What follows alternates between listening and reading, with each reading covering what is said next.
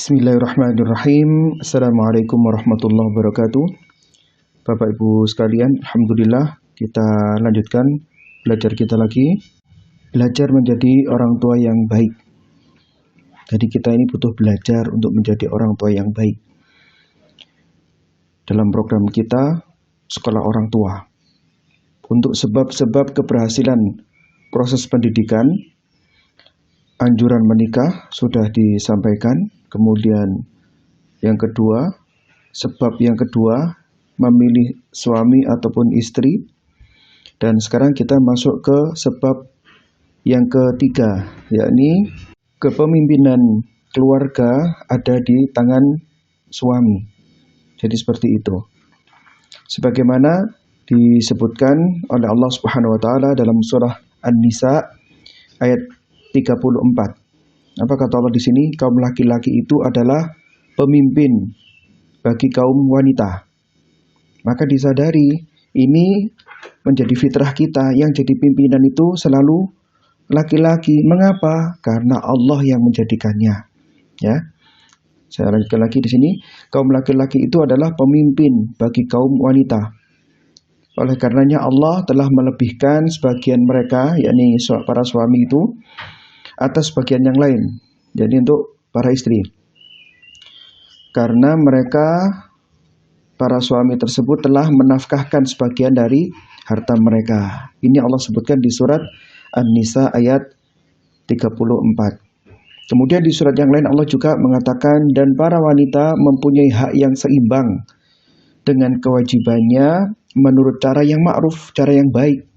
Tapi para suami mempunyai satu tingkatan kelebihan daripada istrinya. Tetap ya, jadi kita harus memahami bahwa yang menjadi pemimpin di rumah tangga kita itu adalah suami. Ini harus kita pahami.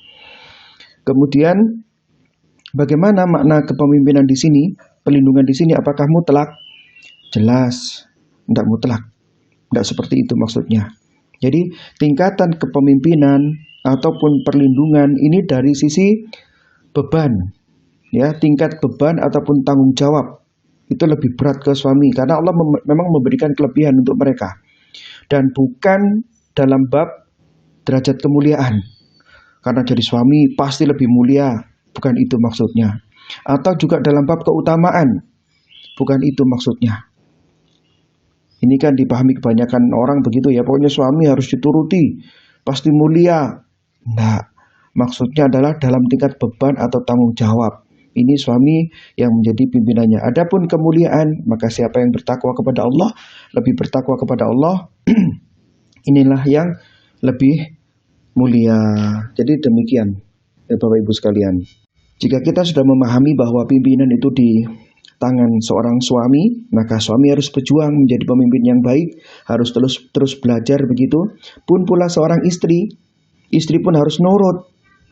Istri harus percaya bahwa suaminya tidak mungkin menghancurkan keluarganya. Istri harus percaya bahwa tidak mungkin suaminya menjatuhkan dirinya. Tidak mungkin. Dari sudut pandang suami harus berjuang menjadi suami yang baik. Dari sudut pandang istri harus nurut sama suaminya. Kalau tidak nurut bagaimana? Maka faedah kepemimpinan pun nggak ada di rumah tangga tersebut. Sehingga tidak imbang. Tidak ada keseimbangan dalam keluarga tersebut. Akhirnya keluarga tersebut rusak, ya. Keluarga tersebut jadi rusak, kemudian mungkin sering ribut, cekcok, sehingga jauh dari kata harmonis. Kalau keluarga sudah tidak harmonis, pasti akan berimbas sama keadaan anak-anak. Pendidikan mereka pun juga terbengkalai, nggak keurus seperti itu. Sehingga ini yang menjadi salah satu sebab anak-anak boleh jadi tidak sebagaimana kita harapkan. Ini dalam rangka proses pendidikan, ternyata salah satu faktor pendidikan kita ini berhasil adalah kita memahami bahwa kepemimpinan itu ada dalam tangan sang suami, sedangkan istri harus taat, nurut sama suaminya. Wallahu a'lam bishawab.